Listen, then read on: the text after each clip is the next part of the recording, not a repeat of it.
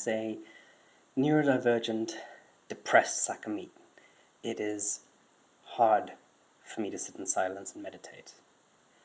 The alternative of being on my phone and scrolling through my bank statements because I've deleted both Instagram and TikTok is equally evocative of an experience of dragging yourself through the mud and then licking yourself clean afterwards. In between these two options, there is a third, and that is this MacBook Pro. I remember reading an article when I was about 12 years old, I think it might have been in Scientific American, where they measured the efficiency of locomotion for all these species on planet Earth. How many kilocalories did they expend to get from point A to point B?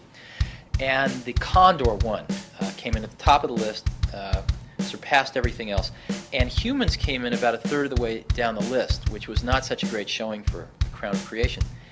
But somebody there had the imagination to test the efficiency of a human riding a bicycle.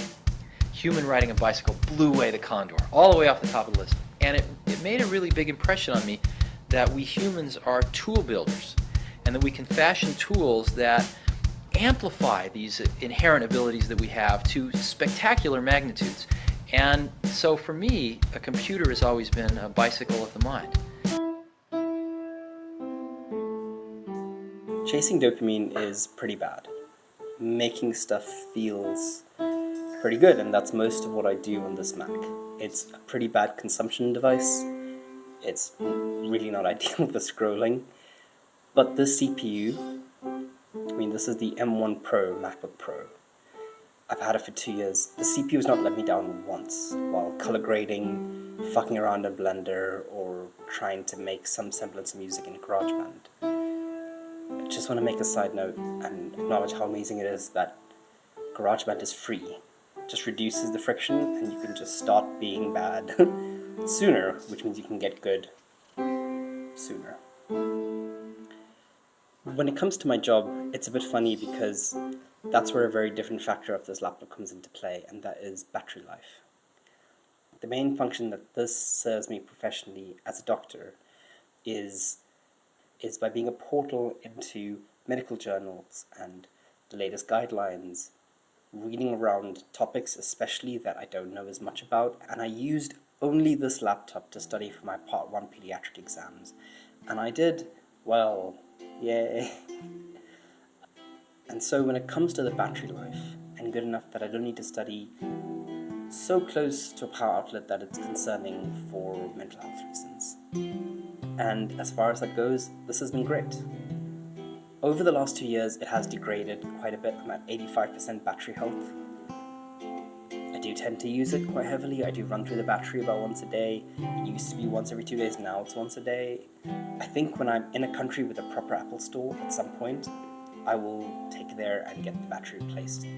But for now, I'm still able to read about p-values and gonorrhea for hours on end without having to worry about. Actually really important is that the tool that you use should make you want to use it. It doesn't help to have a vibrator with 1,000 settings if it's kind of ugly looking, you know? You need something that makes you feel like you want to do the thing. You want like a little piece of chocolate at the end of the road so that you feel like going on that run. Psychological warfare against your depression, you know. And I think that this MacBook really hits that. The combination of how powerful it is, how good the battery life is, and the really premium feeling unibody aluminium design, this redesigned thick MacBook with this gorgeous screen, is not perfect, but it makes me want to pick it up and do something with it. There is one other aspect to this where this feeling is abused by a lot of the world, right, by Apple. There is this push to get you to upgrade or to buy new things to get hold of that same feeling again. And I've been trying to find a very different relationship with technology around that. And I'm feeling it coming through in this MacBook Pro, which is the joy of using something for a really long time. It feels satisfying in a really different way.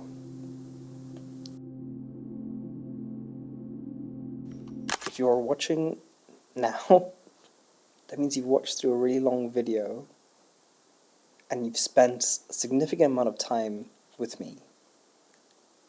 I'm also approaching my 100th video. This is my 100th video, and I'm approaching 1,000 subscribers.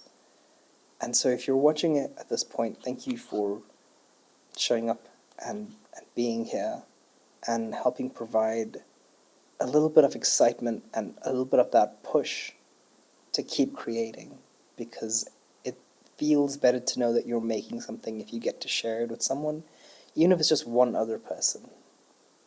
So thank you for watching. Thank you for spending the time. Take care.